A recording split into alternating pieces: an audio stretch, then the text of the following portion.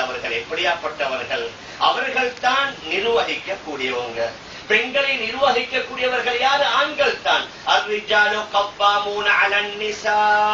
ஆண்கள் தான் பெண்களை நிர்வகிக்கக்கூடியவர்கள். இன்றைக்கு இது போன்ற நாடுகளை நாங்க பார்க்கலாம். Equal rights.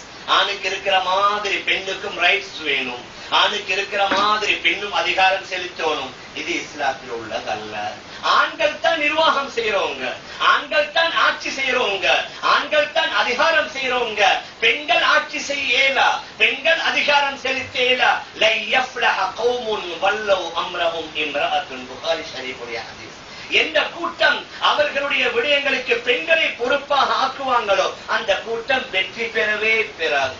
எங்கட சில சகோதரர்கள் எங்கட பக்கத்து நாட்டுல கொஞ்ச நாளைக்கு முன்னால பாகிஸ்தான்ல பெனசீர் இருந்தாங்க. இப்ப பங்களாதேஷ்ல யாரோ ஒரு பெண் ஜெயிக்கிறாங்க. அந்த ரெண்டு நாட்டையும் ஆதாரம் காட்டுறாங்க. பெண்கள் ஆட்சி செய்யறாங்க. அவங்க செய்யறது எங்களுக்கு ஆதாரம் அல்ல, நபியுடைய ஹதீஸ். ஆண்கள் தான் நிர்வாகம் செய்வாங்க, ஆண்கள் தான் அதிகாரம் செலுத்துவாங்க. பெண்கள் நிர்வாகம் செய்யலா, பெண்கள் அதிகாரம் செலுத்தலா, பெண்கள் கலீஃபாக்களாக வரையலா, பெண்கள் ஆட்சியாளர்களாக வரையலாது.